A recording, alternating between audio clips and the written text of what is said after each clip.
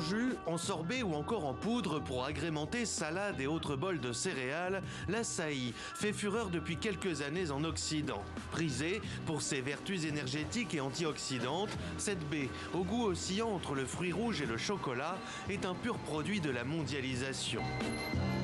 C'est dans l'effervescence de ce marché du port de Belém, au nord du Brésil, que se négocie entre 4 et 5 euros le panier de 14 kilos. Producteurs, transporteurs, négociants, c'est tout un écosystème qui s'est créé ici, autour de l'açaï. Il y a des avantages et des inconvénients, mais il faut savoir se servir de sa tête et savoir se débrouiller. Mais aujourd'hui, c'est beaucoup plus rentable que d'avoir un emploi formel. À 2h30 de route de Belém se trouvent les premières cultures. La cueillette, qui s'étale jusqu'en janvier, vient de débuter.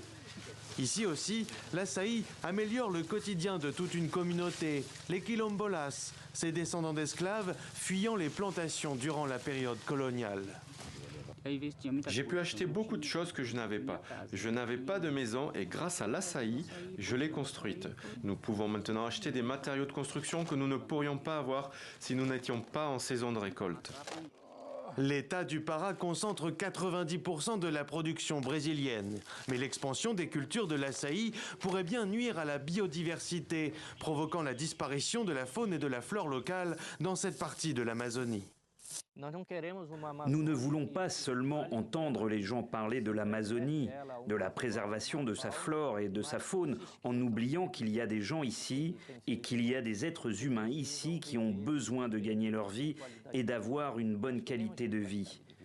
Nous voulons préserver l'environnement, mais nous faisons aussi partie de l'environnement. Tous ici se rappellent du monopole de la récolte du caoutchouc à la fin du 19e siècle, avant que l'Asie n'entre dans la partie, provoquant le déclin de Belém et de sa région. L'açaï, le fruit qui pleure, comme le signifie sa traduction depuis la langue tupi, provoquera-t-il une nouvelle déconvenue ?